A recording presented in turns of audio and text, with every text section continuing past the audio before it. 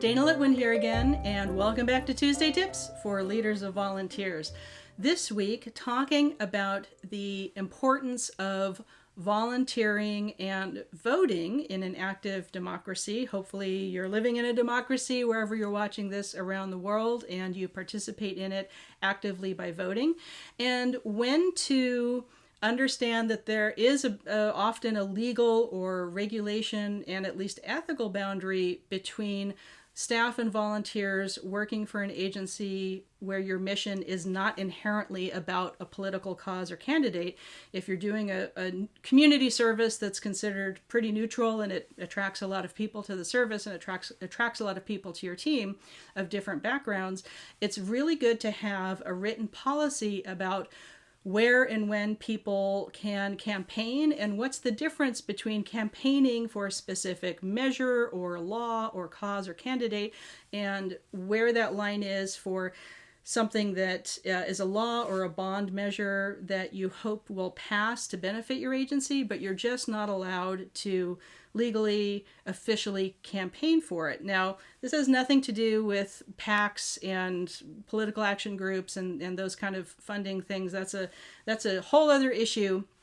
But this is about an example that I had in my career for a California special district, a government agency, where we had a local bond measure on the ballot in 2015-2016 that would absolutely benefit funding our work in our agency, and legally we were not allowed to campaign for it or talk about it or tell people how to vote.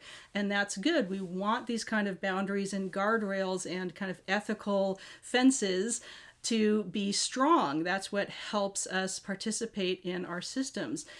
So in order to make sure that staff or volunteers didn't accidentally, in their enthusiasm, cross that messaging line and make a mistake and have, a fine or worse happen to the agency, I worked with our legal team to develop a very specific communication plan and message pillars on how our volunteers and staff, if we got asked questions from the public about, well, what do you think about Measure Q on the ballot?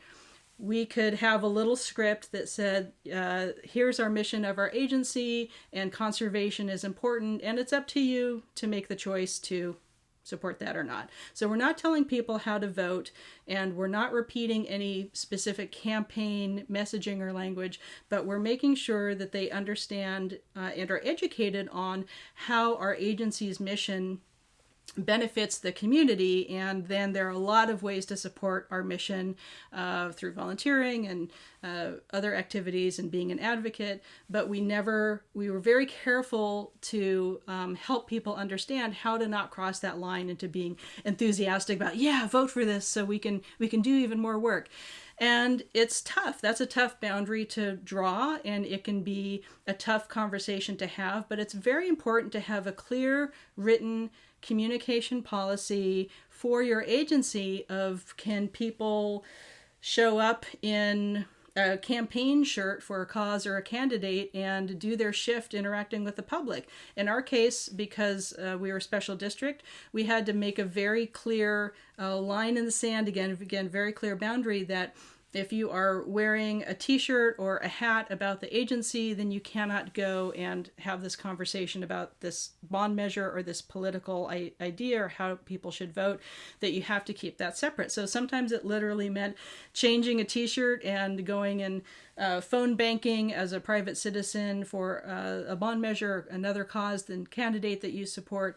But it was really, really helpful to have that clear training and messaging and handouts for volunteers and staff to have of, you get to do whatever you want to do and vote however you want to vote as a private citizen. When you're representing the agency, because we're a government agency, we have to be neutral if we're asked about this bond measure, this candidate, this other policy law getting passed at a state or regional level.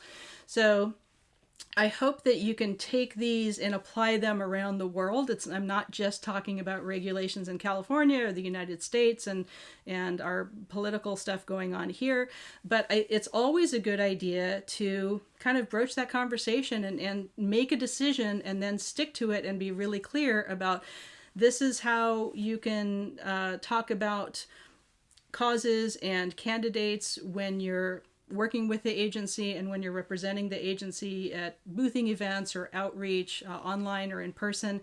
And here's the line in the sand where the rest of whatever you want to do for a campaign is on your own private time, and you're not speaking on behalf of the agency, and it's really clear.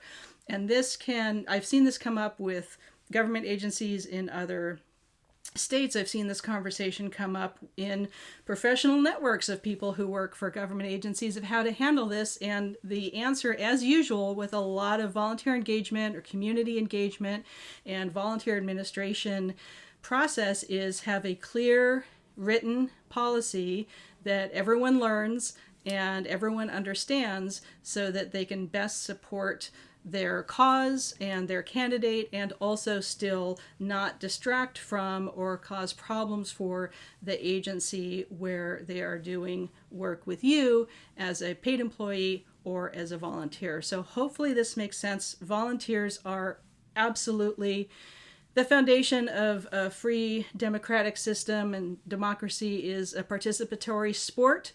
I've already done my early voting, so if you are a registered American voter, hey, today's the day.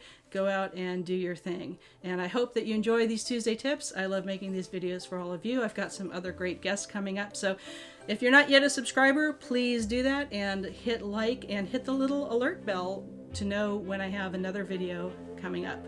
Thanks, and we'll see you next week.